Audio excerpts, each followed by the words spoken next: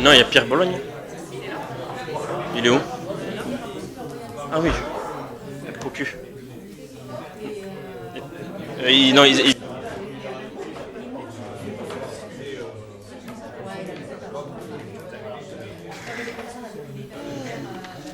Allez, à Chaldon-Deney, bonsoir à tous et à toutes.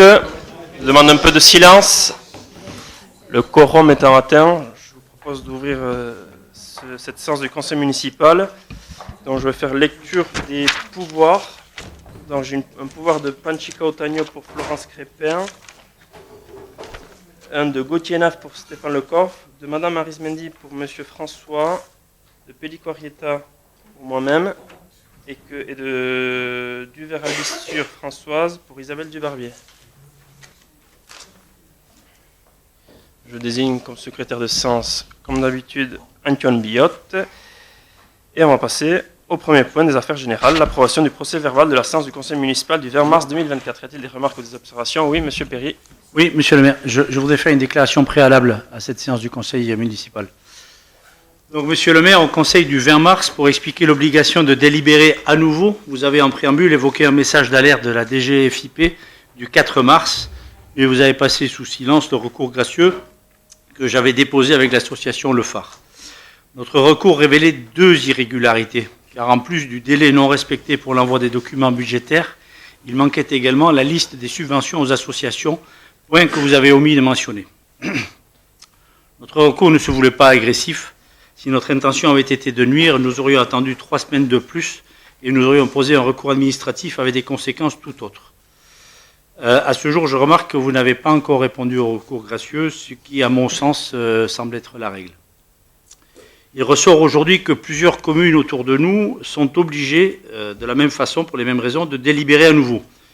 Il est fort probable que ce soit notre recours, relayé par la presse, qui ait déclenché le réexamen des procédures dans ces communes. Et votre explication de l'alerte de la DGFiP du 4 mars semble peu crédible au sein même de ces communes, ainsi que dans le public. En tout état de cause, dans les autres communes, cela se passe sans tragicomédie. Les maires reconnaissent l'irrégularité. Il y a un échange téléphonique entre les maires et le porteur du recours. Il y a une nouvelle délibération ou non, et tout revient dans l'ordre. En déposant notre recours le 8 mars, j'attendais, monsieur le maire, un simple coup de fil de votre part. Nous aurions constaté les irrégularités, vous auriez organisé les nouvelles délibérations, l'affaire aurait été réglée sans effusion. Je ne sais pas pourquoi vous avez décidé d'ignorer notre recours gracieux et vous êtes lancé dans des explications un peu compliquées, un peu alambiquées, qui, je le redis, suscitent des doutes. C'est seulement à ce moment que j'ai transmis copie du recours aux élus ici présents. Enfin, étape suivante, au Conseil du 20, vous avez adopté une attitude à la fois triomphante et méprisante à mon égard. Rassurez-vous, ma susceptibilité n'est pas atteinte, je survivrai. Par contre, ça m'inquiète, je suis inquiet, monsieur le maire. En effet, un dirigeant qui ne sait pas dire simplement « il y a une erreur » ou encore pire « je me suis trompé », qui essaye de trouver des explications, c'est quelque chose qui m'alerte et qui m'a toujours inquiété. En général, les attitudes un peu conquérantes, ça réjouit les fan clubs, mais ça inquiète un peu les concitoyens qui attendent et qui espèrent de la compétence et de l'adaptabilité de la part des élus. Enfin, sur mon silence, j'arrive à la fin, rassurez-vous. Enfin, sur mon silence au sujet du DOB, vous avez surjoué la surprise et la déception. Lors de la commission qui se déroulait 1 heure plus tôt, j'avais effectivement eu quelques réponses à mes questions et j'avais pas de remarques particulières. Lors du débat sur le DOB, cela avait déjà été le cas d'ailleurs, des années passées. Rassurez-vous, j'aurai quelques points à éclaircir sur le vote du budget primitif. Voilà, et pour conclure, 3 d'entre vous, m'ont demandé comment j'avais eu l'information sur ces irrégularités. J'en profite pour remercier les personnes qui travaillent avec moi, qui font un travail systématique, entre autres, de vérification de la conformité réglementaire. Voilà, je vous remercie de m'avoir écouté. Bien.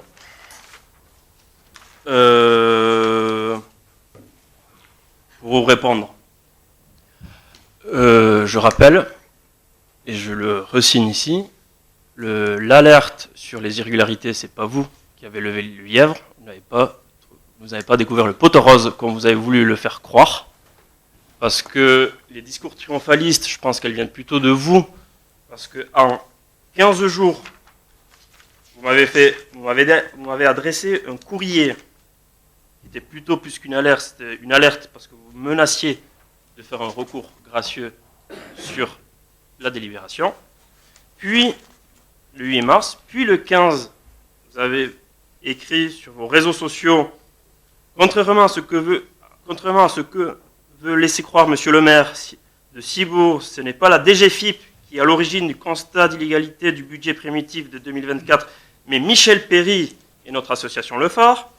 Puis le 17 mars, vous envoyez un mail à l'ensemble des élus du conseil municipal de Cibourg disant « Sur la découverte de cette erreur, il semble assez clair que la DGFiP n'intervienne pas de façon systématique pour analyser la validité d'un budget, mais bien que c'est un organisme ne déclenche son contrôle qu'après une saisine pour contrôle ou pour contestation. Rien ne nous permet d'exclure, ou plutôt tout nous porte à penser, alors pour question d'alambicage, alors la formule est pas mal ici, à penser que le recours que nous avons déposé le 8 mars et dont je vous joue en copie est bien l'origine de la découverte des 2 erreurs ayant entraîné le retrait. Et je vous dis, le mail de la DGFiP, je l'ai ici, qui date du 4 février. Voilà. Donc, 4 mars, pardon. Et vous n'avez rien découvert. L'information, on l'avait. Vous avez fait un courrier, vous m'avez adressé un courrier gracieux le vendredi 8. Personnellement, j'en ai pris connaissance le lundi. Mais on était déjà au courant. On était en train de faire des vérifications avec la PGL et avec la préfecture. J'avais eu le préfet en direct sur ce sujet-là, le sous-préfet, pardon. Et pour dire, pour ceux qui sont des autres communes, je viens d'échanger à l'instant avec le sous-préfet qui était à Cibourg sur ce sujet. Aujourd'hui, on sait qu'il y a 3 communes qui sont dans cette situation-là. Il n'y en a aucune qui redélibère. Il n'y a que la ville de Cibourg qui redélibère. Voilà. Donc, pour des questions de triomphalisme, moi, je n'ai pas posé au sud-ouest pour dire, faire, voilà, ça, c'est pas moi qui l'ai fait. Ça, c'est vous. Ok, alors. Et attends. Pardon. Et là, vous dites de manière pontifiante, c'est nous qui avons découvert ce loup. Le maire ne dit pas la vérité. En plus, à ça, vous rajoutez et vous critiquez sur le fait qu'il n'y a pas de débat au sein du conseil municipal de Cibourg, que les conseils municipaux de Cibourg sont très courts.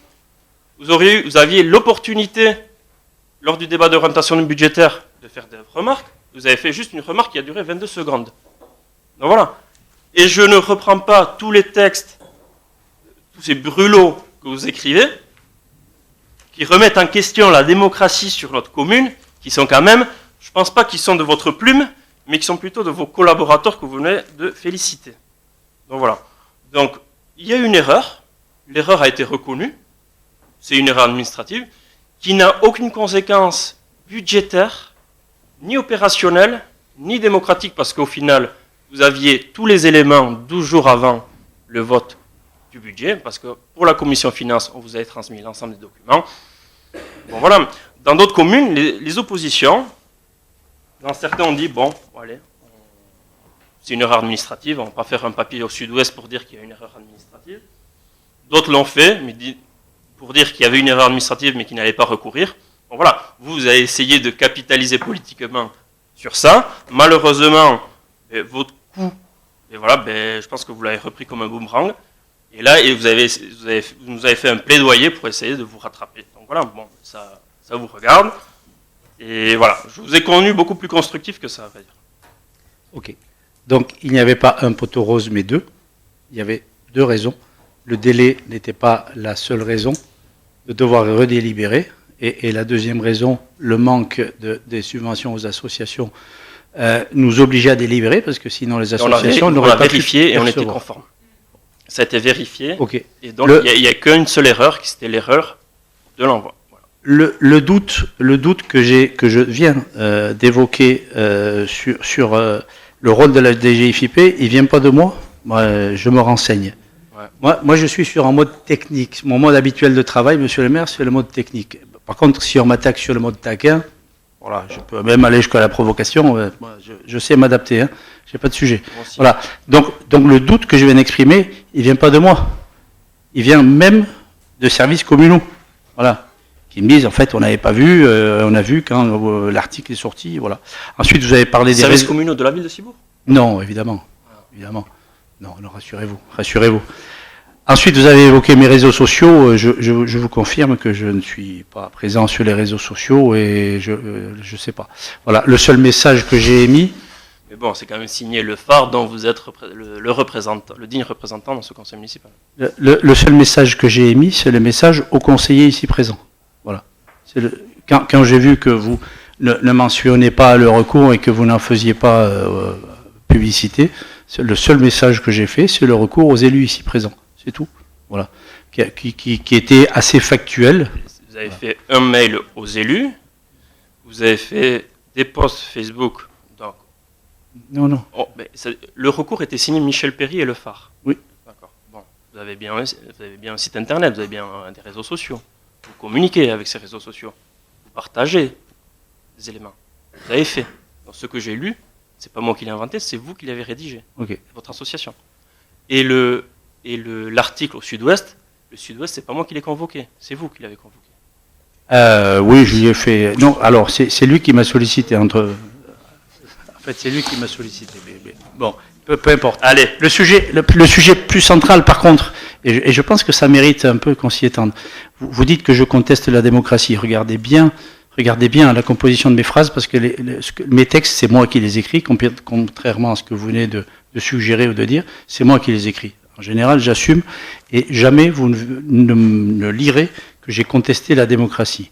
Je dis que les débats sont courts, je dis que les commissions sont convoquées très régulièrement, que les sujets, je dis et j'écris, que les sujets arrivent en commission déjà plus que mâchés, que notre apport en commission, il m'est arrivé effectivement d'être constructif et de vous signaler des choses qui n'avaient pas été vues, mais notre apport en commission est extrêmement limité parce que les sujets sont déjà ficelés. Voilà. Et du coup, versus ces nombreuses et parfois longues commissions et intéressantes, versus cela, les conseils municipaux balaient extrêmement rapidement. Et moi, ce que je relais, c'est l'incapacité des Cibouriens à pouvoir comprendre les débats ici, faute de renseignements. C'est ça que je relais. Je ne dis pas que vous êtes un non-démocrate ou un antidémocrate, monsieur le maire. Je dis que les citoyens qui ont voté pour plusieurs personnes ici se plaignent de ne pas avoir les éléments de compréhension. Voilà. Nous passons beaucoup de temps en commission, et c'est très bien, et souvent, mais ici en conseil, c'est expédié, et ça, c'est pas moi qui l'ai dit le premier, expédié. Voilà, c'est la presse. Hein, voilà. Donc, je vais vous répondre. Donc, pour ce qui est de vos textes, vous n'avez jamais dit qu'on était un antidémocrate. Donc, je ne sais pas, mais là, j'ai un texte du phare qui s'est intitulé « Vite, plus vite, trop vite », publié je ne sais quand. Je ne veux pas vous lire l'entièreté de ce brûlot, mais qui dit « Alors, est-ce que la démocratie est bafouée ? Forcé de constater que notre édile veut aller vite et ne pas se perdre dans un débat qu'il juge inutile et surtout ne pas avoir à affronter la moindre contradiction. C'est en ce sens que la nécessaire démocratie ne s'exerce plus sur la commune de Cibourg. » Ah ouais. Ça, c'est vous. C'est pas moi, encore une fois. Mais accordez-vous les violons dans votre association, alors. C'est ce que pensent beaucoup de nos concitoyens. Je ne vous ai pas coupé. Il n'en conclut que le temps économisé est malheureusement celui de l'expression de la démocratie. C'est donc sous le prétexte d'une pseudo-démocratie participative que la nécessaire démocratie civile est sacrifiée. Voilà. Ça, c'est vous, c'est pas moi. Pour ce qui est de la durée, vous en faites toute une histoire. Il y a deux raisons pour expliquer la durée ou le peu de temps que durent les conseils municipaux sur Cibourg. Le premier, c'est très fonctionnel. En commune de Cibourg, on ne lit pas l'entièreté des rapports, on fait des résumés. Comme ça se fait à l'agglomération, comme ça se fait dans le département. Voilà. On ne lit pas l'ensemble des rapports, on fait des résumés. Je pense que ces résumés sont beaucoup plus digestes est plus clair pour l'auditoire que des textes administratifs qui sont souvent très techniques et soporifiques. On pourrait faire des lectures de rapports qui font 4 pages, je ne pense pas pour autant que les gens comprendraient plus. Ça, c'est le premier élément. Deuxième élément, c'est on est dans un conseil municipal, il faut un échange. Pour un échange, il faut un échange contradictoire. Malheureusement, je constate qu'on présente des délibérations et qu'il n'y a pas beaucoup de contributions. Il y a des oppositions qui font leur contribution, qui leur appartient, on n'est souvent pas d'accord, mais ils le font. Mais pour ce qui vous concerne, excusez-moi, mais vous n'êtes pas la personne, l'élu, qui fait le plus d'apports dans ce conseil municipal. Et j'ai pris, parce que vous citiez la durée de 38 minutes pour le conseil municipal de décembre, je crois. Et donc, je me suis amusé à compter la durée de vos interventions en conseil municipal pour les débats budgétaires. Et je constate, en moyenne, sur 4 exercices, bon, j'enlève la première parce que vous n'étiez pas encore là, et vous avez une participation qui est de moins d'une minute par séance. Voilà. Donc si vous ne posez pas des questions, on ne va pas les poser pour vous. Et les gens ont tous les éléments pour comprendre les délibérations qui se prennent dans ce conseil municipal. Pourquoi? C'est filmé, on fait des synthèses de délibérations. Si les gens veulent approfondir, l'ensemble des rapports des délibérations sont consultables. Et donc, ils ont l'ensemble des éléments. Donc, ne trouvez pas une fausse excuse pour la question de la durée. La durée ne fait pas la compréhension, parce que moi, j'ai assisté ici à des conseils municipaux, entre autres sur le budget, qui était présenté par un adjoint aux finances, très bon, je dirais, techniquement, mais qui avait une façon de présenter qui était relativement soporifique, qui durait très long. Moi, j'ai vu ici, dans ce conseil municipal, des gens s'endormir. J'étais à votre place, je ne dis pas vous. Non. Non. C'est-à-dire, de la place que j'occupais, à la place d'Henri, je n'avais pas la même vision que vous, et je voyais certains élus de votre équipe, à l'époque, qui malheureusement, à cause de peut-être de la fatigue, voilà, avaient des petits, voilà, décrochés. Voilà. Et je ne vais pas participer au débat parce que non, je laisse voilà. les acteurs parler. Donc laissez-moi mais terminer. Simplement pour parler du compte rendu ou de la présentation de budget que faisait, pour le nommer, M. Perrault, je vous avoue qu'elle était de qualité. Je ne dis pas qu'elle n'était pas de qualité, je dis que c'était un adjoint qui était très bon techniquement. Les présentations étaient, voilà, pas toujours très digestes, un peu soporifiques. Néanmoins, voilà. Donc, pour moi, cette question des durées est un faux débat. Je rappelle, les rapports sont présentés, les rapports sont publics, on fait des synthèses. Maintenant, si vous voulez que les conseils municipaux durent plus longtemps, mais posez des questions, puis ça va durer plus longtemps. Si ça, voilà. Et pour ce qui est que des Cibouriens s'inquiètent sur... moi, j'ai pas un Cibourien en 4 ans qui est venu me voir, qui a pris rendez-vous, mais qui m'a croisé dans la rue pour me dire « Monsieur le maire », et pourtant, des Cibouriens qui m'interpellent, il y en a, c'est toutes les semaines, des rendez-vous, j'en ai toutes les semaines. En 4 ans, j'en ai pas eu un seul qui m'a dit « Monsieur le maire, il y a un souci, la durée de votre conseil municipal est trop courte. » Voilà. Merci. C'est une donnée constante. Les gens se plaignent des poubelles, mais jamais des vrais sujets centraux. Mais voilà. lire in extenso une délibération, non, mais donner des points de contexte, un objectif et les moyens d'y arriver, je pense que c'est le minimum. Lire la délibération dans son ensemble, nous partageons l'inutilité de cet exercice. Voilà. Mais donner un état des lieux, un objectif, les moyens d'y arriver de façon synthétique, ça me paraît, voilà. Et là, vous aurez des... Après, vous dites que, vous avez dit tout à l'heure que vous m'avez connu plus constructif, maintenant vous dites que j'interviens plus, donc faudra voir. Hein. Mais bon, certains me disent que... Je vous ai connu plus constructif, maintenant quand je lis ces textes, voilà, je pense qu'il y a... Ça évolue. Bah, je vous ai dit, je m'adapte, hein. Votre attitude l'autre jour était peu respectueuse quand même. Hein. Donc je m'adapte. Et votre article, je m'adapte. Et vos textes. Ouais. Et vos textes que je viens de lire. Bah. Allez, merci. Voilà, merci. Séance de rattrapage finie. Allez, je propose qu'on vote s'il n'y a pas d'autres observations sur ce procès-verbal. Qui s'abstient, qui est contre, et c'est adopté, je vous remercie. Point 2, compte rendu des décisions prises par délégation du conseil municipal au maire. Sur la base des délégations octroyées, j'ai signé 2 conventions de la mise à disposition l'une pour un local à l'espace Landaboulou et l'autre pour le chantier naval L'Armonneau. Y a-t-il des questions, des observations sur ces mises à disposition?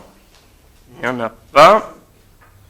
On passe au point 3, Biltzar des communes du Pays Basque, désignation de délégués et appel à cotisation. Par cette délibération, nous vous proposons de désigner 2 élus qui seront amenés à siéger au sein du Biltzar des communes du Pays Basque et d'acter le paiement d'une cotisation annuelle qui s'élèvera à 301,65 € pour 2024. Les élus seront, c'est-à-dire moi-même et en suppléant Leïlé Larassa. Des remarques ou des observations? Je crois qu'il n'y en a pas. Je propose qu'on passe au vote. Qui s'abstient, qui est contre, et c'est adopté. Point 4, association Handiplage, convention de partenariat. Le rapporteur est M. Dufault. Gawon. Par cette délibération, nous proposons de renouveler la convention qui nous lie à l'association Handiplage et qui nous permet de conserver le label du même nom sur la plage de Soquois.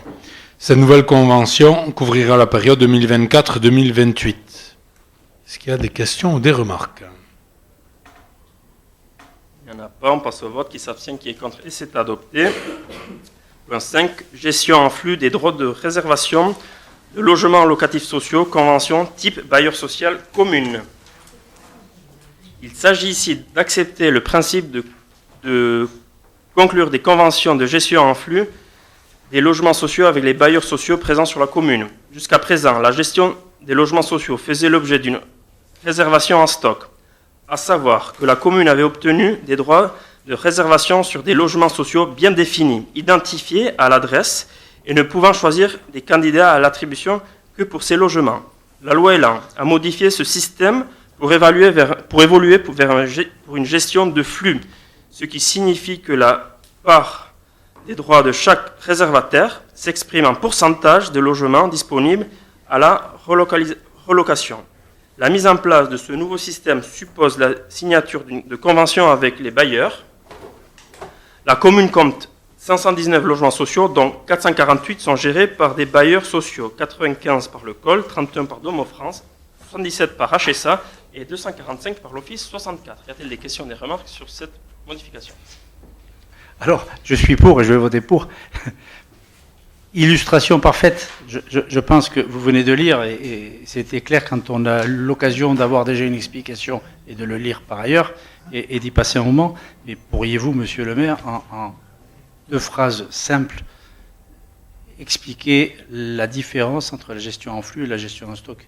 Voilà, c'est ça qu'attendent les gens. C'est ce que vous attendez, vous. Donc, je vais vous répondre. Comme je viens de le lire, jusqu'à maintenant, chaque financeur avait un contingent, c'est-à-dire un nombre de logements par opération. Ces logements étaient fléchés. C'est-à-dire qu'on savait que dans le projet à Robien, là, la commune a, admettons, 30 logements, donc 2 au premier étage du bâtiment B, 3 au 3e étage du bâtiment C, etc. Voilà. Des logements qui sont fléchés. Et donc la commune pouvait seulement mettre des locataires sur ces logements. Maintenant, il n'y a plus de contingent. Il y a des contingents, mais il n'y a plus de logements qui sont ciblés. On parle plutôt en pourcentage. C'est-à-dire la commune a tant de logements sur la commune, un pourcentage donné.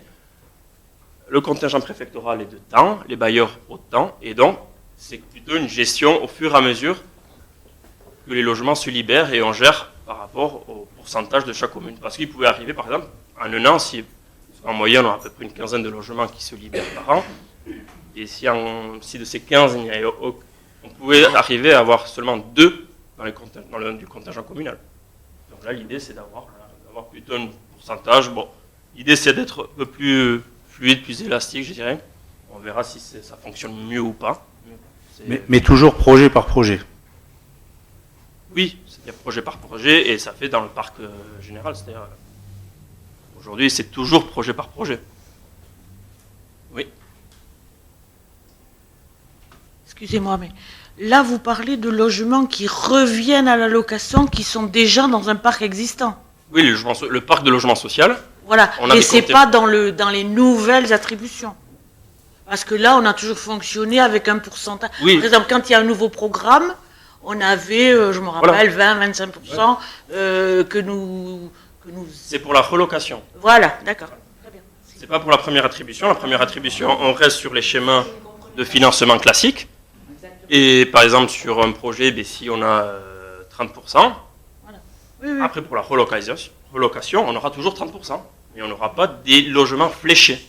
Mais alors, il y a très peu de temps, il est paru un article qui disait que les locataires, entre eux, pouvaient se réattribuer les logements sociaux. J'ai vu un article Il y a là-dessus. il y a une initiative qui a été lancée par plusieurs bailleurs. Oui, Je pense que vous parlez peut-être de ça. c'est d'ailleurs assez... Voilà, le dispositif vient d'être mis en place, c'est pour essayer d'inciter, parce qu'il y a plusieurs dispositifs, il y a des dispositifs qui incitent, c'est-à-dire des locataires qui sont dans des grands appartements, voilà, ils sont arrivés là, il y a 30 ans, ils ont fait la famille, Oui, les oui. enfants sont partis, donc voilà, ils sont seuls ou à deux dans un T4. Voilà. Certains veulent aller sur du plus petit, donc c'est plutôt une bourse d'échange de logements sociaux, voilà, qui a été mis en place.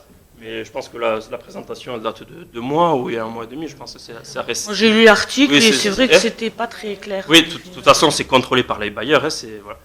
Et aussi, il y a là, c'est plutôt l'Office 64 qui était venu vers nous aussi, qui aussi souhaitait lancer une autre initiative pour inciter à de la sous-location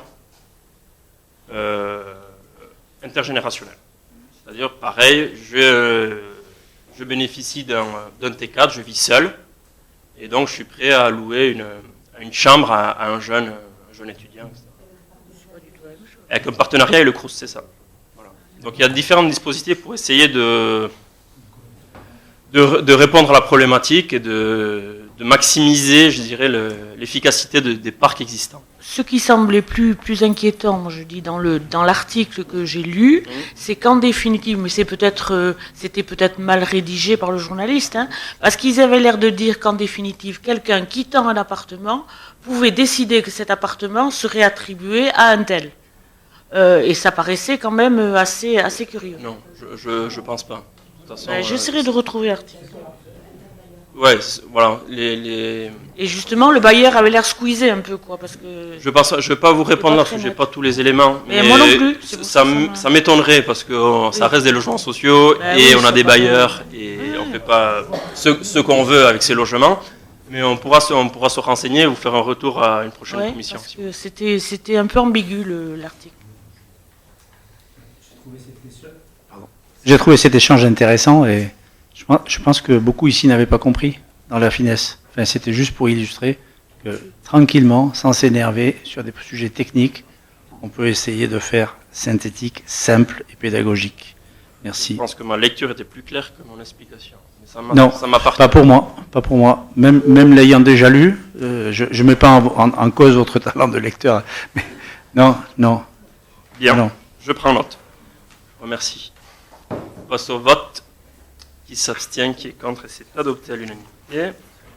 On passe aux affaires financières, le budget primitif 2024.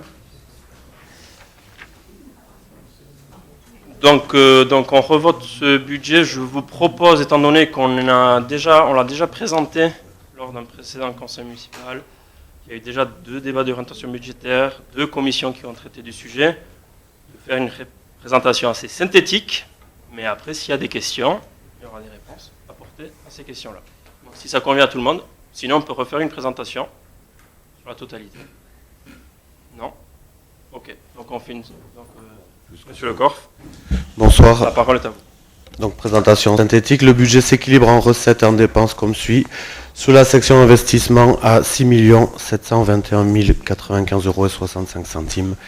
Et sur la section fonctionnement à 9 951 696 € 59 centimes.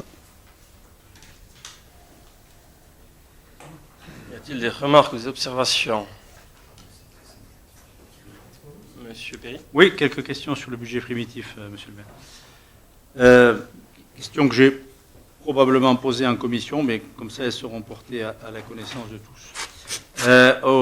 À la page 25 de la maquette au chapitre 20, au poste 2031, dans les frais d'études, il y a un report de 2023 pour 32 628 euros et un prévisionnel pour 2024 de 65 000 euros. Pouvez-vous nous dire comment seront organisées ces études, sur quoi portent-elles?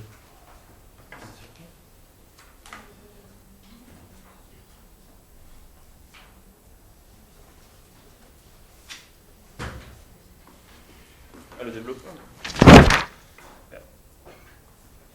Non, les frais d'études, donc 65 000 euros, donc 50 000 pour des études géotechniques et topographiques, donc c'est une enveloppe qu'on met tous les ans, parce que tous les ans on a des études inopinées à faire, et donc voilà. Après, on a 10 000 euros pour l'étude d'aménagement de Jean Jaurès, donc c'est pour anticiper la livraison du chantier Tourialde, donc pour traiter les trottoirs de ce tronçon-là. Et 5 000 pour une étude d'aménagement du cimetière de Sokoa, parce que là aussi on a toujours une problématique, on n'a toujours pas résolu le problème. Voilà, on a un cimetière qui a plusieurs années et qui a évolué au fil des ans et qui n'est pas forcément très fonctionnel. Pas toujours facile à entretenir. Donc voilà, donc on essaie de trouver des solutions pour essayer de rendre ce cimetière plus esthétique et plus pratique. Donc je retiens que la plus grande part, les 50 000, c'est plutôt une anticipation de réserve pour un poste que vous jugez, que vous constatez récurrent. C'est ça. Sur le chapitre 21, à la page 25 de la maquette, dans les bâtiments publics, il y a au poste 21 351 1 53 300. Et quelle est la destination de quelle est la décomposition de ce poste?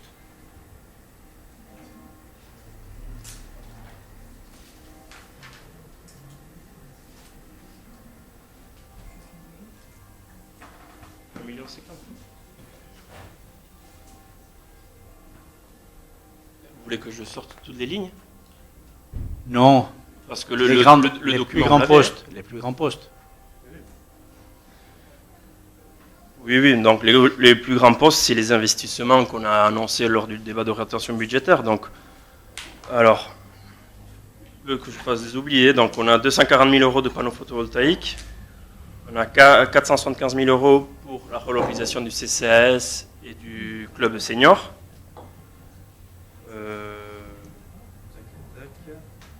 Après, on a 50 000, c'est le remplacement des menuiseries sur la mairie. Et puis voilà les grandes. Oui, donc on a 64 000 pour l'école Marinella, donc on a du remplacement de grillage, aménagement de la cour d'école pour 50 000, 5 000 pour de l'aménagement intérieur. Bon, voilà, c'est des frais courants.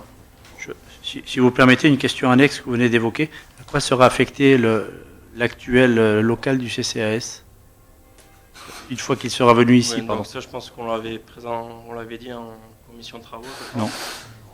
Je ne sais pas si on l'avait dit en séance. Donc on va rapatrier donc, le CCAS ici au rez-de-chaussée de l'école Aristide Briand.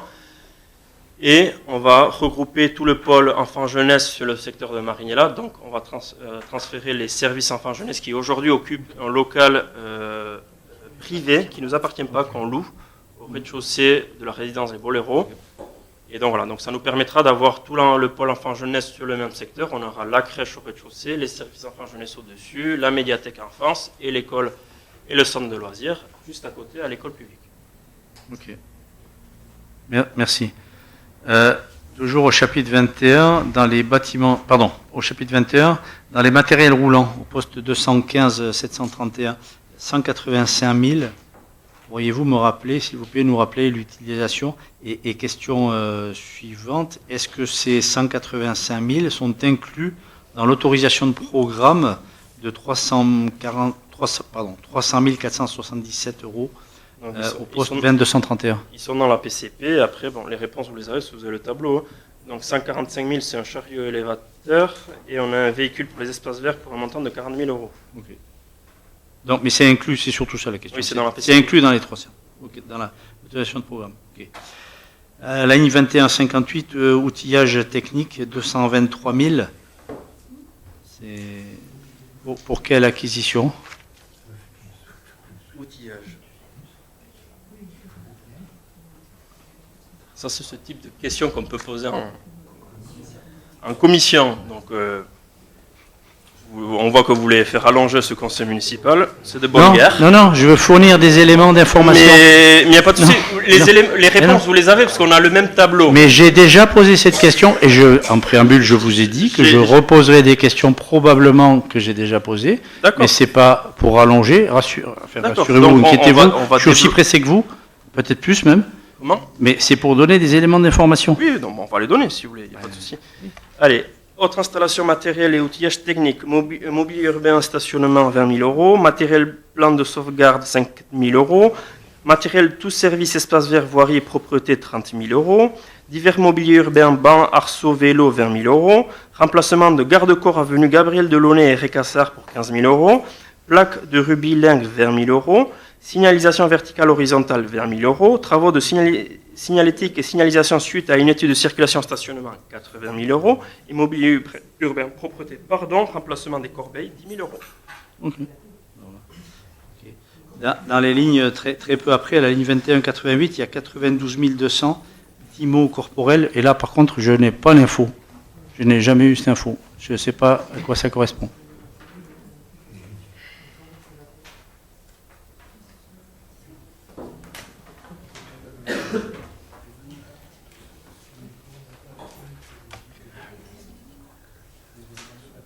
Vous pouvez redire la ligne? Pardon. La ligne 2188, mobilisation corporelle, 92 200.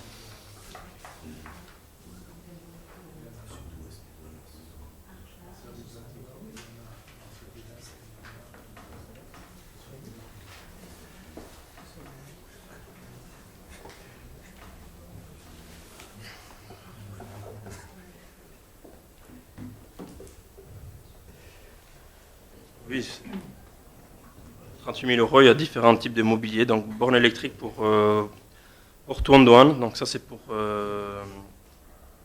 recharger le véhicule. 4500, donc des défibrillateurs pour 4500 euros, des contrôles d'accès pour 6 000 euros, des vérifications électriques pour 5 000 euros, de l'électroménager pour 8 000 euros, le poste MNS, achat de flammes et autres matériels 5 000 euros. Ligne pour les dortoirs à Marignella, linge pour les dortoirs à Marignella, 2 000 euros. Buvette mobile, 2 000 euros. Achat d'un four pour la tour de Bordaguin de 3 500 euros. Et une boîte à livres à Sainte-Croix pour 2 500 euros. Okay. Pourquoi ces dépenses sont-elles décrites en immobilisation corporelle, alors que les outils au-dessus auraient également pu être décrits en IMO? Je pense que c'est une question de directeur.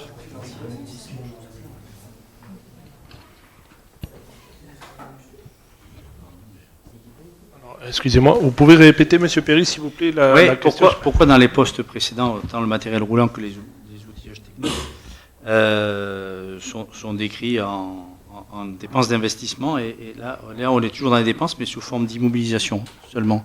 C'est des dépenses.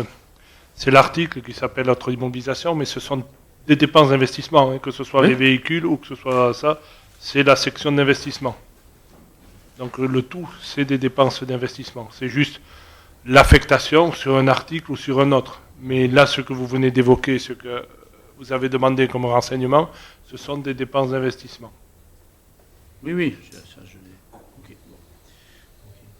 Bon, dans les recettes on va passer dans les recettes d'investissement. Il y a une variation, il y a un quasi triplement de la FCTVA, dont les retours de TVA, au poste 10 222.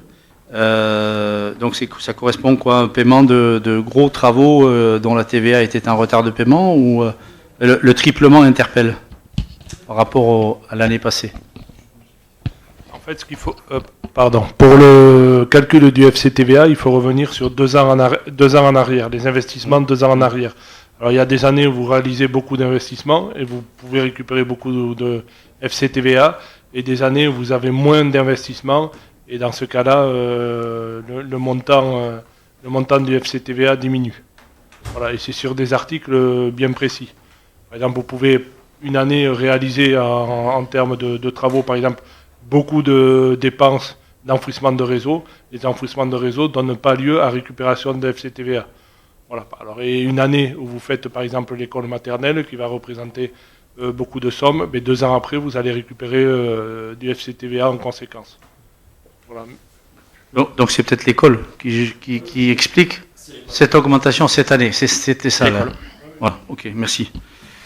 Au chapitre 28, sur les subventions au bâtiment, là, au poste, au chapitre 28, la page 31, on passe de 15 000 à 500 000.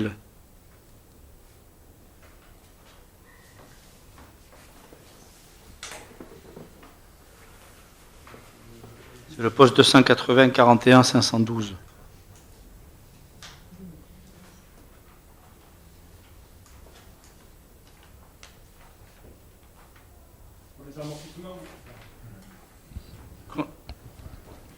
Non, subvention bâtiment. Si je ne me suis pas trompé. L'article 28, le chapitre 28, c'est tout ce qui concerne les amortissements. Donc ça, c'est la même chose, c'est en fonction... Alors les amortissements peuvent paraître en augmentation, parce que de par la nomenclature M57, il a fallu qu'on harmonise l'inventaire comptable de la commune avec celui du Trésor public. Et en faisant ce travail-là, on s'est aperçu qu'on avait des biens qui auraient dû être amortis et qui en fait ont été amortis une année, et puis après, je ne sais pourquoi, n'ont plus été amortis. Donc il y a pas mal de régularisation dans ces montants-là. C'est pour ça qu'on peut avoir le poste 28 qui est important. Ok, c'est une information intéressante. Dans les dépenses de fonctionnement, dans les contrats et prestations, au poste 611, il y a une augmentation de 31 000 euros sur 136. Quels sont les contrats et prestations que vous anticipez ?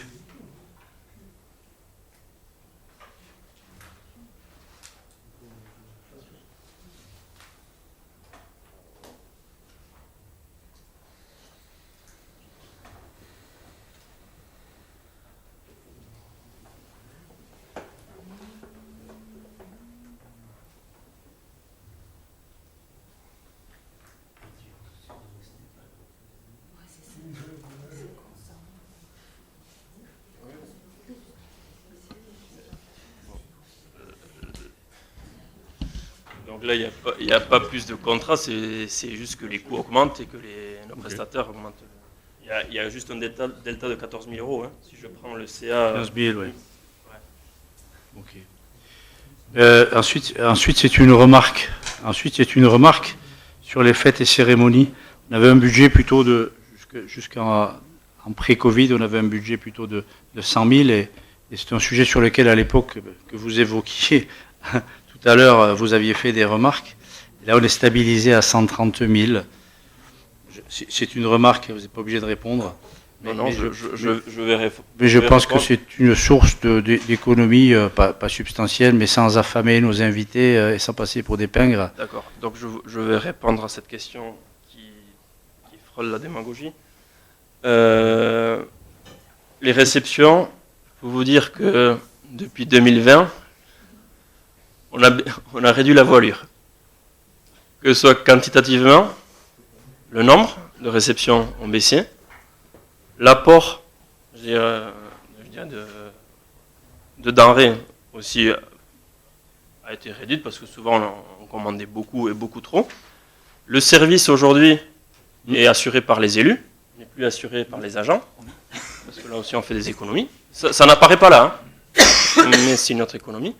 Maintenant, malheureusement, mais comme toutes les dépenses, les coûts augmentent. On fait pas pour autant qu'on fait plus de cérémonies. Vous me connaissez bien, c'est pas mon style, vous le savez très bien. Donc, voilà. Ok, c'était pas spécialement démagogique, hein. une question que les gens se posent. Et donc, ce qu'on me rappelle, c'est que sur cette ligne-là aussi, on a la politique culturelle. Ah, ben voilà, ça c'est une vraie explication. C'est pas démagogique, monsieur le maire, c'est juste des questions que les gens se posent. Monsieur Perry, s'il vous plaît. Ok, allez. Sur le chapitre 14, sur les pénalités SRU, j'ai compris lors d'une commission récente que dans un premier temps, de 240 000, vous pensiez ne payer que 15 000, et récemment, vous avez annoncé que même ces derniers 15 000 étaient, comment dirais-je, compensés, Oui. Alors qu'ils apparaissent toujours là. Oui. Donc, c'est la maquette budgétaire qui avait été préparée pour le mois de février. Entre-temps, on avait eu un retour de la DDTM nous disant qu'il recalculait notre déficit en logements sociaux. Donc, comme vous l'a dit en commission finance la semaine dernière, on se base, donc l'État se base, parce qu'ils n'ont pas les éléments, les données de 2023, donc ils se réfèrent au comptage de 2022. Ça fait que il y a quelques logements, quelques résidences principales en moins. Donc, de ces 15 000, on arrive, là, par rapport à leur calcul, à moins de 4 000 euros de pénalité. Et quand on est en deçà de 4 000 euros de pénalité, on ne paye pas de pénalité. Donc la ligne n'a pas été mise à jour dans le temps court et c'est pas un reproche. Ok. Dans les subventions aux ménages, j'avoue que c'est un sujet que j'avais un peu que je n'avais pas vu. Les 6 000 euros constants là, un périmètre constant, hein, le poste 65 741. Bon, ça peut paraître, c'est une remarque, ça s'appelle pas de réponse. Ça peut paraître modeste. C'est l'aide au projet jeune avant son avance. Ouais. Dans les recettes de fonctionnement, au poste 70 321, les prévisions des revenus du stationnement location passent de 26 000 à 50 000. Est-ce qu'il y a en prévision une augmentation des tarifs de stationnement? Oui. Donc c'est surtout de l'occupation de la voirie, donc liée à des chantiers, dont des chantiers du Tourialdais. Donc là, vu le chantier, on perçoit un peu plus que d'habitude. Et donc on sait que sur 2 ans, on a 120 000 euros à peu près. Je crois qu'il y avait une autre ligne pour occupation d'un domaine public. Je suis désolé, j'ai pas le tableau sous les yeux. Non, la ligne dessous, c'est celle-là? Oui. C'est pas dans la ligne dessous, de mémoire.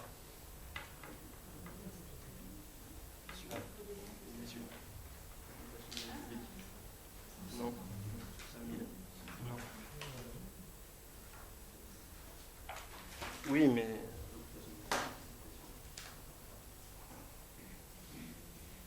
Non, on est sur la première ligne. Ok, désolé. Ok. Une remarque aussi sur les impôts locaux. Donc en 2017, les impôts directs locaux représentaient 4 133 000. Et je suis d'accord avec vous que c'est à taux constant, mais en 2023, on est passé de 4 133 000 donc à 5 698 000, ce qui fait une augmentation quand même de 38%, ce qui fait 5% par an si on linéarise. Alors, vous avez toujours l'argument de ne pas bouger cet impôt, de ne pas même symboliquement le diminuer parce que le contexte est inflationniste. Bon, les Cibouriens subissent également l'inflation et n'arrivent pas à faire beaucoup d'excédents. Voilà. Donc c'est une remarque. Je pense que même symboliquement, vous allez dire que c'est démagogique. Hein. je vous coupe l'herbe sous le pied, mais même symboliquement. Je vais vous dire que depuis 2020, tous les Cibouriens, la plupart des Cibouriens ne payent plus la taxe d'habitation. Ouais. Donc il y a déjà une certaine économie. Ok. C'est une réponse qu'aurait pu faire l'État. Ok. Sur la taxe d'électricité, donc dans les taxes que l'on paye, dans les taxes que le consommateur paye en général sur l'électricité, il y a une part qui part au département, etc., et une part revient à la commune. Cette part communale, elle est passée en 2022 de 173 000, en 2023, elle est passée à 229 000, ce qui fait 56 000 euros quand même d'effet d'aubaine. Voilà, c'est juste un rattrapage de l'année dernière. D'accord, donc c'est pas un rattrapage qui était Donc- noté dans le rapport du débat d'orientation budgétaire. Donc c'est pas un rythme manuel, Non, voilà, c'est exceptionnel. c'est exceptionnel. Ok. Et c'était écrit dans le débat, dans le rapport du débat Ok, d'orientation mais budgétaire. il y a des choses qui m'échappent parfois. Donc ça constitue quand même une manne non négligeable et à remettre dans le contexte de l'échange précédent. Non, c'est un rattrapage de l'année précédente. Plus Il faut le prendre sur 2 exercices. sur 2 exercices, c'est ce que j'ai compris. C'est pas annualisé. Voilà. Un point qui a attiré l'attention sur les revenus des immeubles, on a entre 2023 et 2024, on a une diminution symbolique. Diminution, c'est parce qu'il y a moins d'immeubles ou parce que les loyers n'ont pas été réactualisés? Non, il y a moins d'immeubles, Il y a moins il d'immeubles. y a moins de locataires. Ok. On avait au Récollet, on avait un armateur qui louait une partie du bâtiment des Récollets, qui, bon, du fait du projet, a dû partir. On avait aussi Equinox aussi, sur l'usine Relais aussi, donc il n'y est plus. Voilà, c'est lié à ça. Ok. Quartet aussi. Quelques dernières remarques sur le montant de la dette. Donc, au 1er janvier 2024, la dette se montait à 5 224 €, ce qui, divisé par 6 162 habitants, représente 847 € par an. Si vous réalisiez la totalité de l'emprunt tel que nous allons le voter de 1 165 000, ça porterait le montant de la dette. Je vous fais grâce de la somme, mais en tout cas, on passerait de 847 par habitant à 1036 par habitant, ce qui fait quand même une augmentation de 18%. C'est voilà, c'est un point que peut-être avait échappé à certains. Non, mais peut-être il faut développer. Parce que qu'est-ce que vous voulez expliquer avec ça? Je veux expliquer que vous avez, dans un échange précédent avec un autre opposant, vous avez dit que cette dette n'augmentait pas. Alors il y a plusieurs façons de l'interpréter. Voilà. Moi je trouve que la valeur absolue, c'est quand même quelque chose d'assez parlant. Donc, voilà, 847, 1036. Après, vous allez me dire qu'on n'est pas obligé de tirer la totalité du près de 1 165 000, etc. Ça je le sais. Non, je ne vais pas vous dire que ça. C'est-à-dire, certes, on est obligé d'afficher un emprunt. J'ai compris. On n'ira sûrement pas chercher la totalité de l'emprunt. Pour le sujet de l'emprunt, l'élément fondamental à prendre en compte, ce n'est pas le ratio dette par habitant que vous venez de présenter. Mais c'est Qui existe, je l'ai présenté, mais il existe. Il existe, mais aujourd'hui, malheureusement, il ne veut plus dire grand-chose. Je m'explique. Parce que l'élément le plus important, c'est le taux de désendettement. C'est-à-dire, c'est une commune emprunte, est-ce qu'elle est en capacité de rembourser son emprunt? Aujourd'hui, comme je vous l'ai dit il y a quelques mois, le taux de désendettement de Cibourg est de 33. Si on prend la totalité de l'emprunt qui est affiché sur ce budget primitif, on arrive à 4,36. Bien loin des 10 années qui sont le seuil d'alerte, et de 12 ans qui est le seuil critique. C'est ça l'élément fondamental. Pourquoi le ratio dette-population ne représente plus grand-chose? Comme je l'ai dit il y a un instant, depuis 2020, les habitants de Cibourg, et d'ailleurs, ne payent plus de la taxe d'habitation. C'est-à-dire que les finances de la ville ne sont plus supportées par les habitants. Ils sont supportés par les propriétaires. Oui. Et donc, étant donné qu'on a une commune, malheureusement, qui perd un habitant aussi, donc si vous avez la même somme avec moins d'habitants, automatiquement, le ratio augmente mécaniquement. Mais en même temps, je vous dis, c'est pas l'habitant qui rembourse la dette, qui paye la dette. C'est bien ou c'est pas bien, je ne veux pas rentrer dans ce débat. Mais c'est les propriétaires. Oui. Et donc, l'exemple parlant, on peut être propriétaire et non habitant de Cibourg. Vous en connaissez quelque chose et rembourser la dette. Et pour autant, vous n'êtes pas un habitant de Cibourg. Et vous remboursez la dette. Mais j'ai trouvé cet échange intéressant, parce que la dernière fois qu'il y a eu un échange sur ce sujet, c'était beaucoup plus violent et beaucoup moins clair et beaucoup moins informatif. Voilà. Okay. Allez, je termine par les emprunts.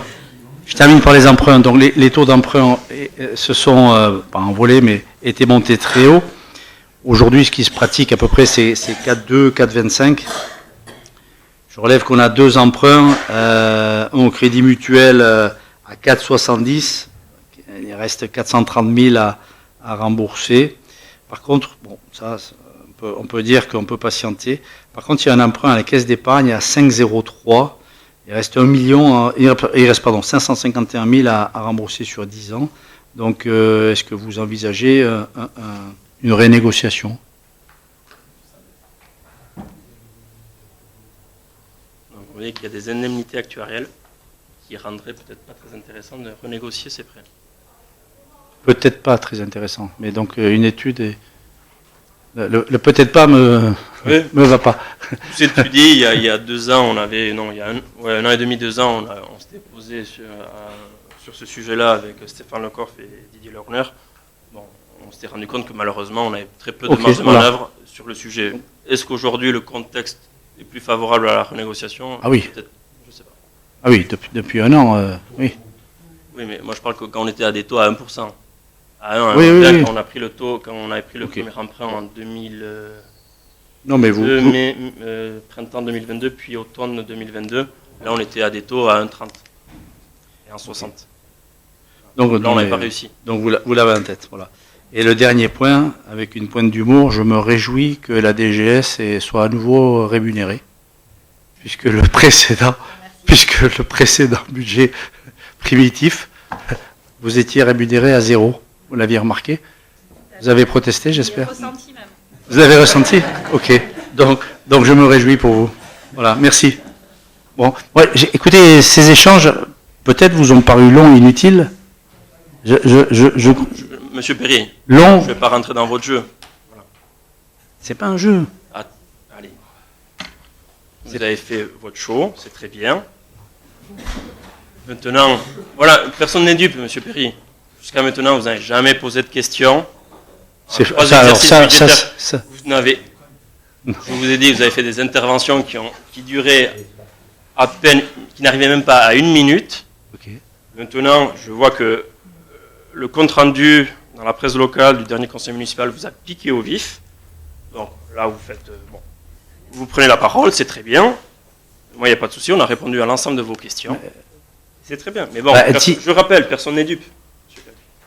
Allez. Dites juste que c'est très bien qu'on ait donné des informations aux Cibriens. Allez. Qu'ils puissent comprendre. Ils sont nombreux à regarder la capture ici. Hein. Ils sont nombreux. Je pense qu'ils sont nombreux. Ouais. Bon. Ok, merci. Y a-t-il d'autres questions, de remarques? Oui. Anne Dubarbier. Écoutez, je suis ébahi ce soir. Vraiment, je suis ravi. Vraiment, je ne sais pas contenir ma joie. Bon, enfin bref. Juste une petite intervention, monsieur le maire, s'il vous plaît. Lors du conseil municipal du 20 mars, c'est-à-dire la semaine dernière, nous avons, par la première délibération, approuvé le procès-verbal du conseil municipal du 13 février 2024, qui, entre autres, relate avec exactitude nos remarques sur le budget 2024. La nouvelle délibération budgétaire de ce soir n'est rendue nécessaire que pour des raisons de forme et non de fond. Donc nous pensons que toute redite serait superflue. Et compte tenu que nous n'avons pas à améliorer notre ratio du temps d'intervention, nous vous demandons, monsieur le maire, de reprendre la totalité de nos arguments. Évidemment, nous comprendrons que pour les mêmes raisons, vous reprendrez les vôtres. Exactement. Je vous remercie.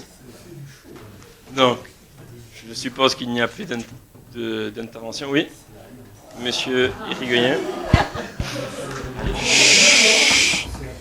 Bon, alors pour moi, c'est la première fois que je parle. Hein, et je vous dirais que toutes ces questions-là, bon, certaines questions ont été posées en commission. Alors, on revient sur des questions qui sont posées en commission que vous nous avez déjà expliquées. Je ne comprends pas pourquoi on repose ces questions au conseil municipal. Bien sûr, il faut informer les gens, mais s'ils ont quoi que ce soit, eh bien, ils nous appellent ou ils appellent le maire pour savoir ce qu'on a décidé en commission. Voilà, monsieur le maire. Je vous remercie. Merci, monsieur Rigaud-Imery. S'il n'y a pas d'autres interventions, je vous propose qu'on passe au vote. Donc, qui s'abstient? Qui est contre? Et c'est adopté à la majorité. Oui. Voilà. Mais, voilà. On a eu des questions, mais pas d'explications pour ces votes. Allez. On passe au vote. On passe au sujet suivant, fixation des taux d'imposition pour l'année 2024. Le rapporteur est toujours monsieur. Donc cette délibération a pour objet de fixer les taux d'imposition 2024. Nous vous proposons de ne pas modifier les taux de taxes foncières sur les propriétés bâties et non bâties et d'augmenter le taux de taxe d'habitation sur les résidences secondaires comme nous le permet la loi de finances 2024 par la possibilité de déliaisonner les taux. Ce taux passerait de 11,33 à 12,17. La majoration de la taxe d'habitation sur les résidences secondaires serait maintenue à 60%. Des questions, des remarques? Oui, Madame Dubarbier.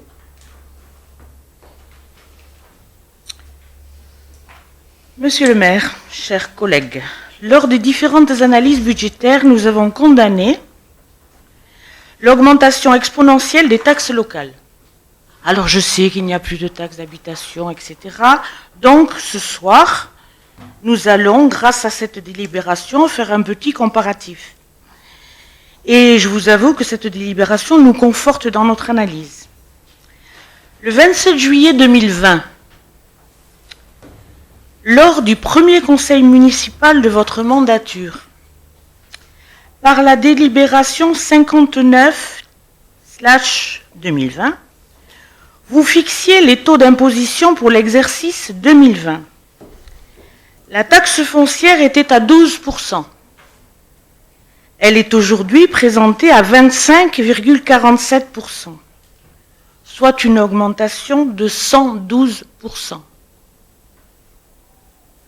Alors, au-delà de tous les arguments que vous nous avez évoqués, de l'inflation, de ceci, de cela, oubliant toutes vos remarques de conseiller municipal d'opposition, nous devons dire que ce soir, il nous semble difficile pour les Cibouriens de voir une taxe foncière qui passe de 12% à 25,47%. Ce n'est pas un jeu de ping-pong, c'est juste des chiffres que nous exposons et qui ne sont, je pense, pas contestables, puisqu'ils sont factuels. Merci, monsieur le maire.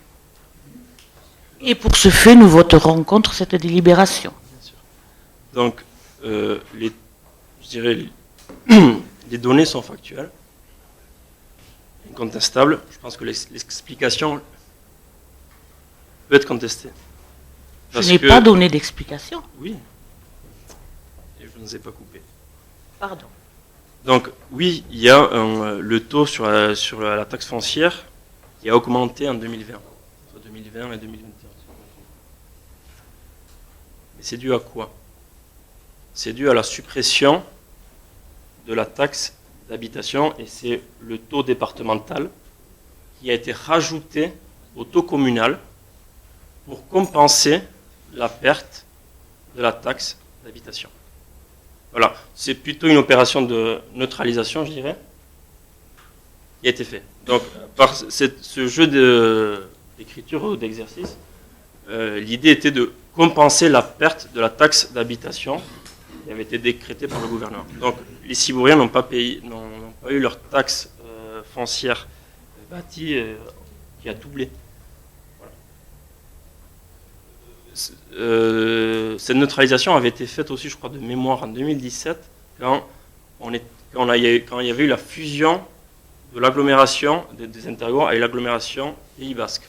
Là aussi, pour compenser des jeux de compétences et d'exercices, on avait dû, là, je crois que c'était baisser les taux, si je ne dis pas de bêtises, des histoires de calcul, mais sans conséquence, je dirais, sur la feuille d'imposition des habitants. J'espère que mon explication a été claire. Non, pas trop. Mais je voudrais juste penser, suis quand désolé. vous avez fait référence à ce qui s'était passé par rapport à l'agglo, c'était pour uniformiser les taux sur le territoire. Et là, ce qu'il faut Je comprendre- pense. Oui, c'était Monsieur Laourner cet peut peut-être- exercice-là. Là, c'est en conséquence. Le taux a augmenté, mais la feuille d'impôt n'a pas augmenté. Taux réduit. Voilà. Y a-t-il d'autres questions, de remarques? C'était elliptique, votre dernière phrase là.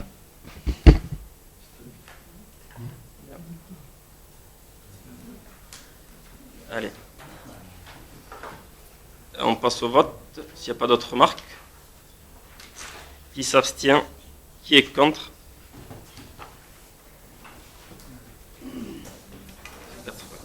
Et c'est adopté à la majorité. Donc on passe au point 3. École Saint-Michel, convention de participation aux frais de fonctionnement 2024. Auteur, Madame Larassa. Gawon. Comme tous les ans, il s'agit de prévoir l'aide aux frais de fonctionnement pour l'école Saint-Michel et pour l'Ikastola Kashkarotenea. Le calcul du forfait communal a été réalisé sur la base des effectifs et des coûts de l'année scolaire 2022-2023, qui a constitué la première année scolaire avec l'ensemble des élèves regroupés sur le site de Marignella. Le coût d'un élève de l'école publique s'élève à 1022,60 €. Une somme équivalente est versée pour chaque élève cibourien scolarisé dans les écoles privées de la commune, à la fois par une prise en charge directe de dépenses, interventions sportives, cours de musique, sorties scolaires, 14 204,78 centimes d'euros pour Saint-Michel et 10 124,51 € pour l'Ikastola. Donc la différence s'explique par le fait que la commune prend en charge l'intervention des CMR, de la musique, à Saint-Michel et pas à l'Ikastola, faute d'intervenants bascophones. Et par le versement d'une somme de 34 880,02 € pour Saint-Michel, 41 005,49 € pour l'Ikastola. Avez-vous des questions? Toutes les explications ont été données en commission. On voit qu'il n'y en a pas. On passe au vote. Qui s'abstient, qui est contre. Et c'est adopté. Donc, la même délibération pour l'Ikastola Kashkarotenea. Qui s'abstient, qui est contre. Et c'est adopté. J'en remercie. Point 5, convention entre les communes d'Urugne et de Cibourg pour la participation aux frais de scolarisation des élèves accueillis dans les écoles publiques et privées du premier degré des deux communes concernées. Par cette délibération, nous vous proposons d'approuver une convention avec la commune d'Urugne concernant la participation aux frais de scolarisation des enfants cibouriens et ourougnards dans les écoles de ces deux communes. Il s'agit de mettre fin progressivement à ce système de financement croisé en décidant du principe de verser une participation pour les élèves scolarisés dans les écoles au 30 juin 2023 chaque année jusqu'à leur départ de l'école. Le montant est de 300 € par élève. 56 enfants d'Urugne sont scolarisés dans les écoles de Cibourg et 7 enfants de Cibourg sont scolarisés dans les écoles d'Urugne. Pour les enfants des écoles publiques, la participation sera versée directement à la commune. Pour les enfants des écoles privées, il y aura un versement direct aux écoles. Avez-vous des questions? Oui, Madame Dubarbier. Ce sont pas des questions, c'est une remarque simplement. Je vois que cette convention, qu'est-ce que je vais dire, favorise, non, c'est pas favorisé, mais je pense que les membres d'Urugne ont bien défendu leur beefsteak, je dirais, puisqu'en définitive, l'avantage financier sera carrément pour Urugne. J'ai demandé à Madame l'adjointe pendant la commission si elle avait évoqué le problème des dérogations. J'avoue que la réponse ne m'a pas semblé très convaincante, mais en me disant qu'il y avait une carte scolaire à Urugne, pas de carte scolaire à Cibourg, enfin, j'ai pas trop vu. Mais simplement, voilà, je pense que si on continue à travailler là-dessus, je vous conseillerais, parce que pour avoir été souvent alertée par des enfants qui habitaient Urugne, dont les grands-parents sont à Cibourg et tout ça, il n'y avait pas souvent une dérogation qui était acceptée, il fallait souvent se battre. Donc je pense que cette convention aurait pu prendre en compte ce problème-là, et peut-être que plus tard il sera pris en compte. La réponse est très simple, et concernant les dérogations également, la commune d'Urugne souhaite maintenir ses effectifs dans ses écoles, ce que je peux complètement comprendre. On se bat pour la même chose à Cibourg. Voilà. Maintenir les postes et permettre aux enfants de la commune d'y rester scolarisés. À Urugne, il y a plusieurs écoles. Nous, à Cibourg, on a une école publique, ce qui fait que l'on n'a pas de carte scolaire. Mais ça n'a rien à voir. Si, Non. bien, oui, madame, tout à fait. À Urugne, ils ont une carte scolaire, parce qu'il y a l'école de Lunchin, il y a l'école publique du bourg également. Ça, c'est le Il y a l'école syndicat. d'Olette également. Donc la carte scolaire définit et préconise, non, impose aux familles de scolariser leurs enfants selon la carte scolaire. Et les familles urugnardes sont obligées de s'y tenir.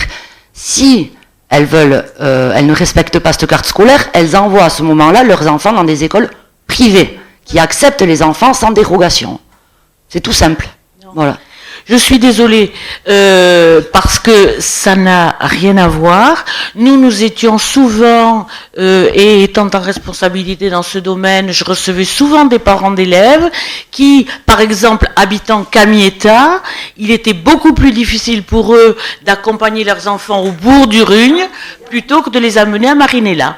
Donc à ce moment-là, nous réunissions avec nos collègues d'Urugne et on essayait d'obtenir une dérogation de façon à ce que les enfants, il y avait d'autres arguments, il y avait les problèmes des fratries, etc.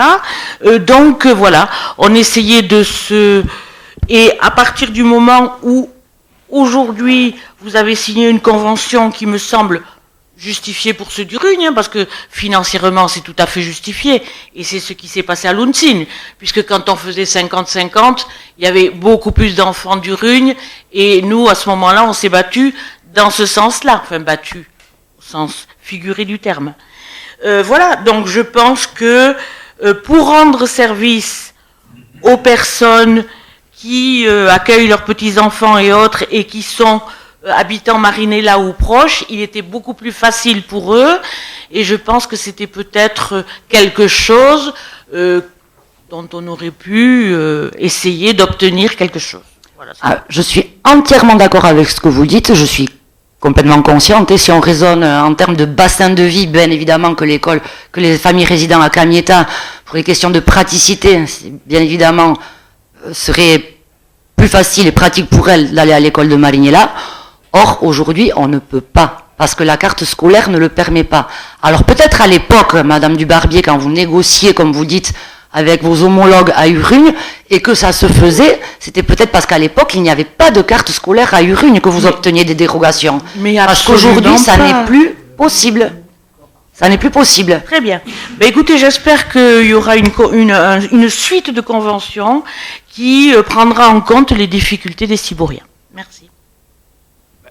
Aujourd'hui, ce n'est pas tant des difficultés de Cibouriens, c'est plutôt des difficultés de Rugnards qui voudraient venir scolariser leurs enfants sur Cibourg. On voit bien le ratio, on a 56 enfants d'Urugne scolarisés à Cibourg, on a seulement 7 enfants de Cibourg scolarisés à Urugne. Donc on entend, on en a parlé en commission, c'est sûr que quand on habite à Camietta, c'est plus simple de venir à Cibourg qu'au bourg. Maintenant, si la commune d'Urugne ne fait pas déroger, elle ne déroge pas, on ne peut pas l'obliger. Maintenant, ce sujet-là, elle ne concerne pas la dérogation, mais c'est plutôt une contrepartie financière. Une contrepartie financière qui, jusqu'alors, était appliquée sans convention, sans rien, il n'y a rien d'écrit.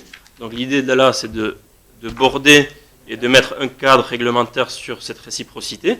Et après, il y a le souhait d'Urugne de mettre terme à cette réciprocité. Il faut savoir que là, il y a que, pour ceux qui est de Cibourg, on n'avait que cette réciprocité avec Urugne, on ne l'avait pas à Esquernes ni avec avec Saint-Jean, pardon. C'est un choix. J'entends quand on a 56 enfants en dehors et quand nous on en a 7, bon, il y avait carrément un déséquilibre. Néanmoins, on a négocié pour que des engagements entre guillemets du RUN sur les écoles privées de Cibourg se fassent de manière lissée pour permettre aux écoles privées, surtout pour Saint-Michel qui a plus de 50% de ses effectifs qui ne sont pas des Cibouriens, de leur laisser le temps aussi de se préparer à cette transition, je dirais. Voilà. Donc, voilà les raisons. Et donc là, il n'y a pas de gagnant et de perdant financièrement, je dirais. Donc, s'il n'y a pas d'autres questions d'observation, je vous propose qu'on passe au vote. Qui s'abstient, qui est contre, et c'est adopté. Je vous en remercie. On passe au point 6, enfouissement des réseaux de l'avenue Joseph Abébéry, création d'une autorisation de programme et des crédits de paiement. Le rapporteur est monsieur. Par cette délibération, nous vous proposons de créer une autorisation de programme pour l'opération d'enfouissement des réseaux de l'avenue Abébéry qui se déroulera sur 2 années budgétaires, 2024 et 2025.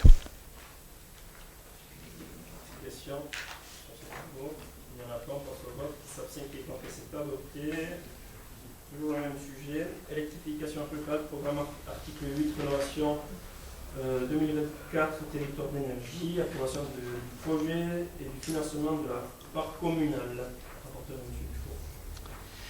Les 3 délibérations à venir concernent l'enfouissement des réseaux de l'avenue Joseph Abébéry dont on vient de parler.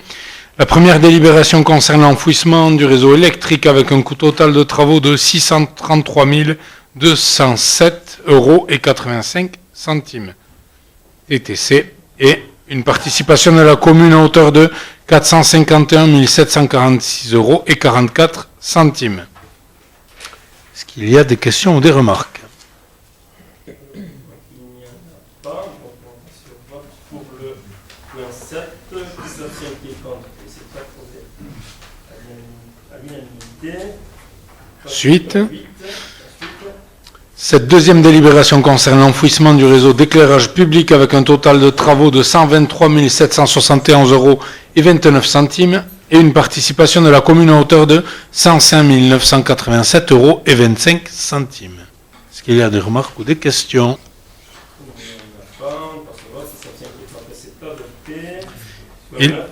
Et la dernière délibération, donc, cette dernière délibération concerne l'enfouissement du réseau télécom avec un coût total de travaux de 124 184,62 €, totalement pris en charge par la commune. Des remarques ou des questions?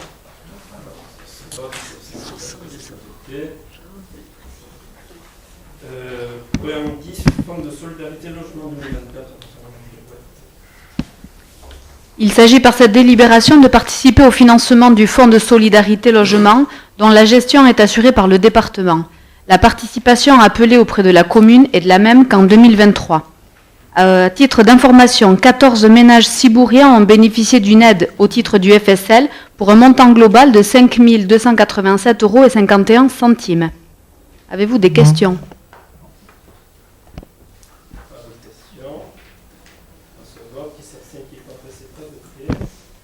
Chapitre 3, personnel communal avenant au contrat de progrès signé avec la commune et la communauté d'agglomération du Pays Basque. Par cette délibération, nous vous proposons d'approuver un avenant au contrat de progrès signé avec la communauté d'agglomération afin d'inclure le service communication dans les services prioritaires.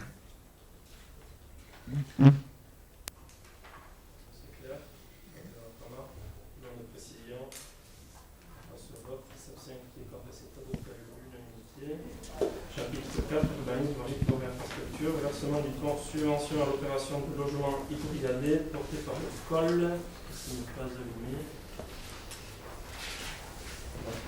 Donc, ce que je disais, c'est donc versement d'une subvention à l'opération de logement social Itourilladé porté par le COL. Par cette délibération, nous vous proposons de verser une subvention à l'opération de construction de logements sociaux dans le cadre d'un BRS, dans le cadre du BRS porté par le COL à Itourilladé. Cette subvention s'élèverait à 48 000 € et constituerait à une dépense déductible au titre de la loi SRU.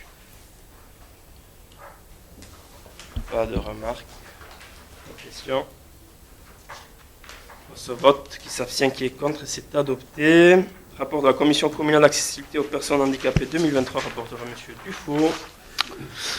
La commission communale d'accessibilité qui réunit les élus et des associations représentatives des différents handicaps s'est réunie le 12 mars dernier pour établir son rapport annuel sur les actions menées en 2023 en matière d'accessibilité. Les actions menées ont été en matière de mise en accessibilité de la voirie et des bâtiments, avec notamment la médiathèque. Le rapport a été adressé avec la convocation, il convient d'en prendre acte. Est-ce qu'il y a des questions ou des remarques ? Il n'y en a pas, donc on prend acte. Donc on passe au chapitre 5, éducation, enfants, jeunesse et sport. L'ordre a été inversé, donc je vous propose qu'on respecte l'ordre du rapport. Donc premier point, convention territoriale globale avec la caisse d'allocation familiale des Pyrénées-Atlantiques. Madame Larassa. La Caisse d'allocation familiale a modifié son dispositif contractuel avec les collectivités et propose désormais la signature de conventions territoriales globales, CTG, se substituant au contrat enfance-jeunesse. L'objectif de la CTG est de renforcer l'efficacité, la cohérence et la coordination des services mis en place pour les habitants des territoires. Il s'agit d'un contrat multithématique qui porte sur la petite enfance, l'enfance, la jeunesse, la parentalité et l'animation de la vie sociale. Depuis 2 ans, un travail a été mené à l'échelle des 12 communes du pôle Sud Pays Basque avec la réalisation d'un diagnostic, la définition d'un plan d'action et d'une gouvernance pour l'animer. Il convient désormais de signer ce document qui acte définitivement les bonus territoires, nouvelle modalité de financement de la CAF dont le principe est d'être versé directement aux gestionnaires d'équipements. Les enveloppes destinées aux structures d'accueil sont maintenues. Y a-t-il des questions ?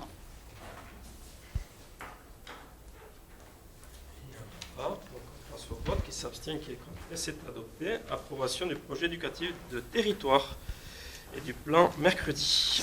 Nous vous proposons d'approuver le nouveau projet éducatif de territoire, plan mercredi, pour la période 2024-2027.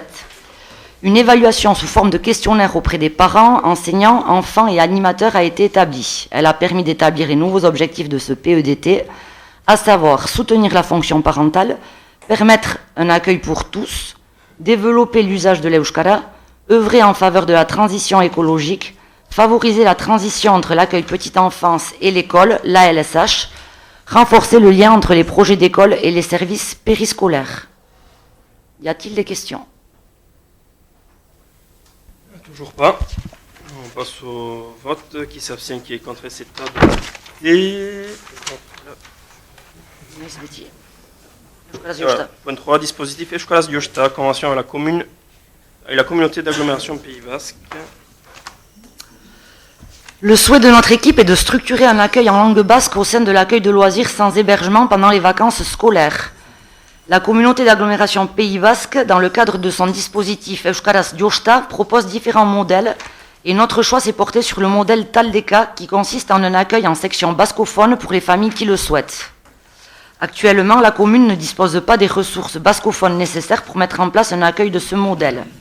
C'est pourquoi un plan d'accompagnement sera mis en place sur 6 ans avec formation des agents, réflexion sur le projet linguistique de la structure, financement de l'intervention de prestataires, de l'achat de matériel pédagogique en basque et de traduction.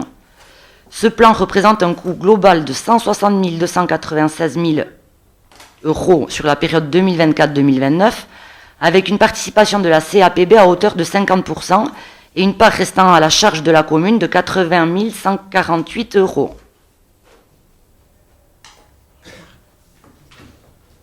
Question, pas de remarque. Passe au vote. Qui s'abstient, qui est contre, c'est adopté. Convention à la commune de Saint-Jean-de-Luz pour le fonctionnement du club de plage d'Onivané. Cette délibération a pour objectif de renouveler le partenariat entre les 2 communes de Ciboure et Saint-Jean-de-Luz pour le fonctionnement du club d'Onivané en mettant en place un dossier d'inscription commun et en prévoyant que les animateurs saisonniers signeront un contrat de travail avec la mairie de Saint-Jean-de-Luz après avoir été pour 4 d'entre eux choisis par la commune de Ciboure. 24 places par mois sont réservées à des enfants cibouriens. C'est la même délibération l'année dernière. Pas de questions ni d'observations. Passe au vote. Qui s'abstient, qui est contre, c'est adopté. Point 5, soutien financier au lycée maritime.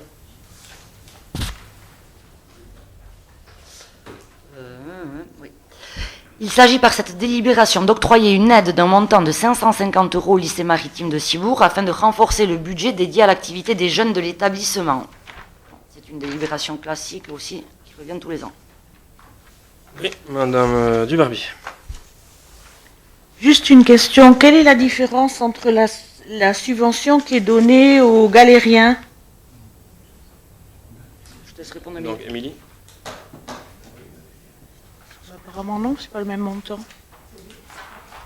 Non, c'est pas le même. Là, oui. C'est pas la même. Là, c'est une subvention de fonctionnement à titre général, on va dire, et la demande de subvention des galériens, c'est pour du fonctionnement foyer. pour les activités du foyer. Exactement. D'accord. Des notes. Non, je suis un peu surprise parce que comme la région est en charge des lycées, elle est un peu défaillante en ce moment ou non? Pour qu'ils aient besoin de 500 € de plus dans le lycée. Non, mais je vois que vous avez beaucoup d'humour ce soir dans bah, la merci. minorité.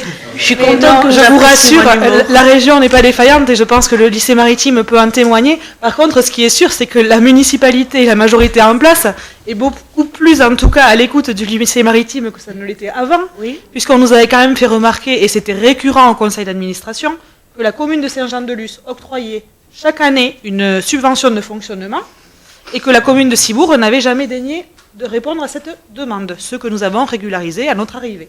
C'est parfait, je Aujourd'hui, vous en tout cas, voilà. félicite. Ben, je vous remercie. Simplement pour vous dire que, non, parce que j'ai cru à un moment que c'était la subvention des galériens. Et comme c'était une subvention que l'on donnait depuis 14 ans, je ne comprenais pas pourquoi vous mettiez l'accent là-dessus. Merci. Donc, d'autres demandes de précision? Non. On passe au vote. Qui s'abstient, qui est contre, c'est adopté. 26, restauration scolaire. Avenant à la convention avec l'État. Une petite coquille. 2024. 2022.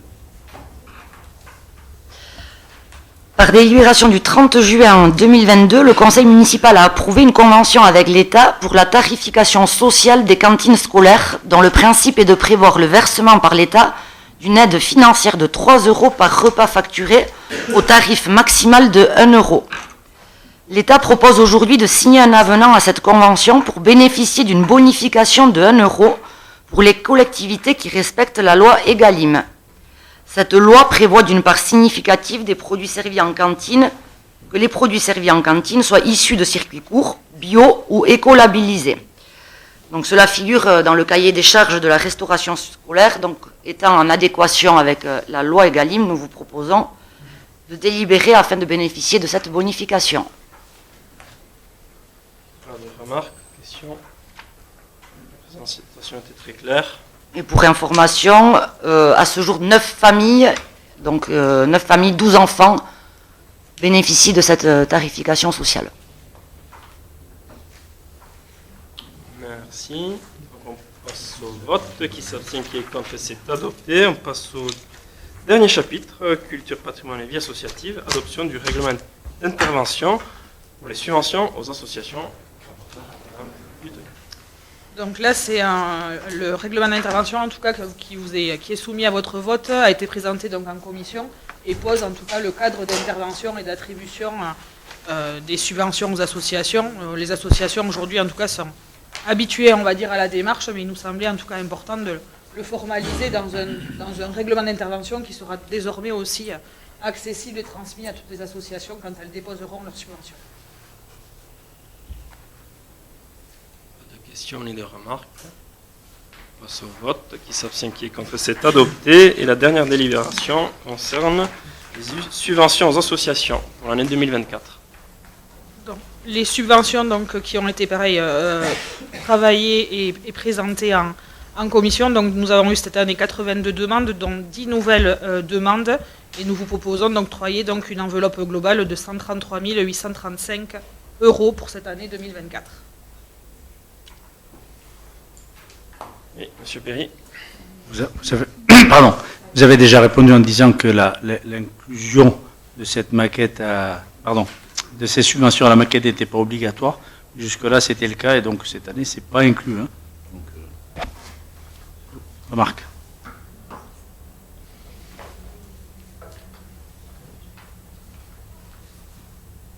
Bien. La délibération a eu lieu, il n'y a pas de... Voilà. Et jusque-là, c'était toujours intégré à la maquette. Ça ne l'est pas cette année. C'est la seule information que je voulais donner ici. L'année dernière non plus, on me dit. Oui, et l'année dernière, en plus, on n'avait pas voté le budget et les subventions sur le même budget.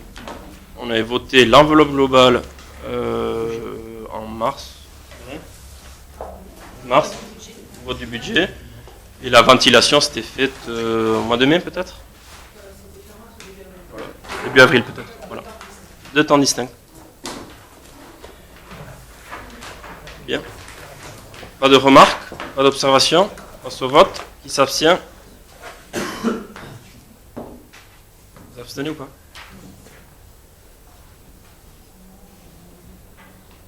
Oui. Je vous rappelle. S'il y a des élus qui sont membres de bureaux d'associations qui apparaissent dans la liste, vous abstenez. Merci de vous faire connaître. Anya, pour quelle association? Henri Emery, Alchasokwa. Pour le reste, on est bon. Allez, on passe au vote. Qui s'abstient, qui est contre, et c'est adopté à l'unanimité. Je vous remercie. L'heure du jour étant épuisée, je lève cette séance et je vous souhaite une très bonne soirée.